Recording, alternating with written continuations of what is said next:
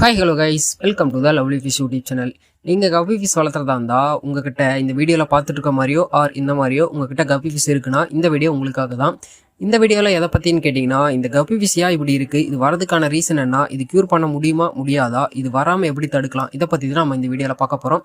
அதுக்கு முன்னாடி இதை க்யூர் பண்ண முடியுமா அப்படின்னு கேட்டிங்கன்னா டெஃபினட்டாக சொல்லுவேன், க்யூர் பண்ண முடியாது.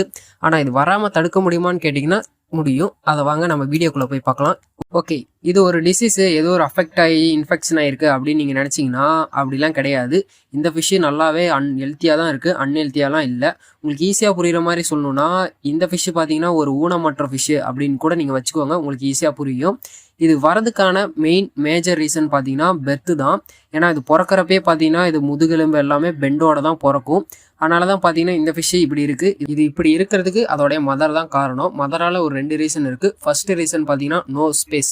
அதாவது பார்த்தீங்கன்னா ஒரு ஃபீமேல் ரொம்ப ரொம்ப சின்ன சைஸில் குட்டி போகிறதா இருந்தால், அதாவது ஒரு 10 குட்டி போகிறதா இருந்தால், அதுவும் சின்ன சைஸில் போகிறதா இருந்தால் அந்த 10 குட்டியுமே வளர்றதுக்கான ஸ்பேஸ் பார்த்தீங்கன்னா அதோடைய ஸ்டொமக்குள்ளே இருக்காது, மதர் ஸ்டொமக்குள்ளே இருக்காது. அதனால் 10 குட்டியுமே வளராமல் இருக்குமா அப்படின்னு கேட்டிங்கன்னா இல்லை. அதில் ஒரு 9 குட்டி பார்த்தீங்கன்னா நல்லா வளர்ச்சி அடைந்திருக்கும். ஆனால் ஒரு குட்டி பார்த்தீங்கன்னா வளர்றதுக்கான ஸ்பேஸ் இருக்காது. சர்வே பண்ணுற அளவுக்கு வளர்ந்துருக்குமே தவிர்த்து ஆனால் ஃபுல்லாக வளர்ந்துருக்காது. ஆனால் அது குட்டி போடுறப்ப பார்த்தீங்கன்னா 10 குட்டியுமே தான் இறக்கும். அதில் 9 குட்டி நல்லாயிருக்கும், ஒரு குட்டி மட்டும் பார்த்தீங்கன்னா ரொம்ப ரொம்ப சின்னதாகவும் முதுகெலும்பெல்லாம் பெண்டோட இருக்கும். இதுதான் பார்த்தீங்கன்னா மெயின் முக்கியமான ரீசனு. ரொம்ப ரொம்ப சின்ன சைஸாக இருக்கிறதுக்குனால ப்ரீட் ஆகிறப்ப அதுலேருந்து ஒரு 1 or 2 குட்டி பார்த்தீங்கன்னா இப்படி தான் பெண்டோட பிறக்கும். நெக்ஸ்ட் ரீசன் பார்த்தீங்கன்னா ஃபர்ஸ்ட் பேட்ச். அதாவது ஒரு ஃபீமேல் சின்ன சைஸ்லேயே ப்ரீட் ஆகிடுச்சுப்பா, அது ஒரு 10 குட்டி போடுதுன்னா அந்த 10 குட்டியுமே நல்லா ஸ்டொமக்குள்ளேயே நல்லா வளர்ச்சி அடைஞ்சிருச்சு அப்படின்னா அங்கே குட்டி போடுறதுல தான் பிரச்சனையே ஆரம்பிக்கும். ஒரு ஃபீமேல் ஃபஸ்ட்டு டைம் குட்டி போடுது, அதுவும் ஃபஸ்ட்டு குட்டி போடுறப்ப பார்த்தீங்கன்னா கொஞ்சம் ஸ்ட்ரகிள் பண்ணாலோ கொஞ்சம் ப்ரெஷர் பண்ணாலோ அந்த குட்டி பார்த்தீங்கன்னா ஃபஸ்ட்டு போடுற குட்டி பெண்ட் ஆகும். அடுத்தடுத்து நார்மலாக வந்தாலும் அந்த ஃபஸ்ட்டு குட்டி பார்த்தீங்கன்னா பெண்ட் ஆகும். இந்த வீடியோவில் பார்த்துட்டு இருக்க மாதிரி. ஓகே, இந்த 2 ரீசன்லேருந்து எப்படி காப்பாற்றலாம் அப்படின்னா, நீங்கள் கப்பி ஃபிஷ்ஷை செப்பரேட்டாக தான் வச்சாகணும். கப்பி ஃபிஷ்ஷு ஒரு 1 டேலேருந்து ஒரு 50-60 நாள் ரீச் ஆகிறப்ப பார்த்தீங்கன்னா அது ப்ரீடிங்கை ஸ்டார்ட் பண்ணிடும், அதாவது ரீப்ரொடக்ஷனை ஸ்டார்ட் பண்ணிடும். அப்போ பார்த்தீங்கன்னா மேல் எது ஃபீமேல் எது அப்படின்னு ஐடென்டிஃபை பண்ணுற சைஸ் அளவுக்கு வந்துடும். ஆனால் குட்டி போடுற சைஸுக்கு வராது, ஆனால் ப்ரீட் ஆகும். அதனால் பார்த்தீங்கன்னா நீங்கள் மேல் செப்பரேட்டாகவும் ஃபீமேல் செப்பரேட்டாகவும் தான் வச்சாகணும். ஒரு 4 months கம்ப்ளீட் ஆன வேட்டி பார்த்தீங்கன்னா அது அடல்ட் சைஸ்கிட்டே வந்துடும். ஏன்னா கப்பி ஃபிஷ்ஷு செமி அடல்ட் சைஸ் வரதுக்கு முன்னாடியே ப்ரீடிங்கை ஸ்டார்ட் பண்ணிடும். அதனால் பார்த்தீங்கன்னா நீங்கள் அடல்ட் சைஸில் ப்ரீடிங் விட்டிங்கன்னா ஒரு குட்டி கூட இந்த மாதிரி வராது. நீங்கள் சின்ன சைஸில் குட்டி ப்ரீடிங் விட்றப்ப மட்டும் தான் இந்த மாதிரி குட்டிங்கெலாம் இறங்கும், அதிகமாக இறங்கும்.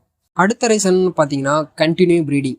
இது பார்த்தீங்கன்னா பெத் அப்லாம் வராது, நம்ம லைஃப் ஸ்டைலை பொறுத்து கப்பி ஃபிஷ் பார்த்தீங்கன்னா பெண்ட் ஆயிரும். இது மேலுக்கெல்லாம் வராது, ஒன்லி ஃபீமேல்ஸுக்கு மட்டும்தான். அதாவது ஒரு ஃபீமேல் ப்ரீடிங் ஸ்டேஜில் வந்து இப்போ வரைக்கும் நம்ம கண்டினியூவாக ப்ரீடிங் பண்ணிக்கிட்டே இருக்கோம் அப்படின்னா பெண்ட் ஆயிரும். சடனாக பெண்ட் ஆகாது. ஒவ்வொரு டைமும் குட்டி போடுறப்ப பார்த்தீங்கன்னா அதுக்கு இம்யூனிட்டி இருக்காது. குட்டி போட்ட வேட்டி கொஞ்சம் கொஞ்சமாக அதோடைய முதுகு எலும்பு குறைஞ்சிரும், அதாவது கீழே இறங்கிரும்.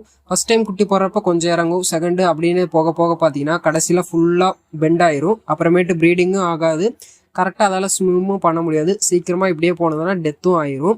இதை பார்த்தீங்கன்னா நம்மளால் ஈஸியாகவே தடுத்துட முடியும். நல்ல ஒரு ப்ரோட்டீனான ஃபுட்டை ஃபீட் பண்ணாலே போதும், கண்டினியூவாக ப்ரீடிங் விடாமல் இருந்தாலே போதும், ஈஸியாகவே இதை தடுத்துடலாம். நெக்ஸ்ட் ரீசன் பார்த்தீங்கன்னா ஜெனட்டிக். இது ரொம்ப ரொம்ப ரேராக தான் நடக்கும். அதாவது அதோட பேரண்ட்டும் பெண்டாக தான் இருக்கும், அதிலேருந்து இறங்குற குட்டியும் பெண்டாக தான் இருக்கும். இது ஸ்டார்டிங் ஸ்டேஜில் பெண்டாக இல்லைனாலும் அதோட ஏஜ் ஆக பார்த்தீங்கன்னா ஆட்டோமேட்டிக்காக அதுவே பெண்ட் ஆயிரும். ஓகே, அவ்வளோதான் கைஸ். உங்ககிட்ட இந்த மாதிரி ஃபிஷ் இருந்துச்சுன்னா இது வரதுக்கான ரீசன் இதுதான். இதை இப்படி தான் நம்மளால் தடுக்க முடியும். இந்த வீடியோவை பிடிச்சிருக்குன்னு நினைக்கிறேன், யூஸ்ஃபுல்லாக இருந்திருக்கும்னு நினைக்கிறேன். நெக்ஸ்ட் வீடியோவில் பார்க்கலாம்.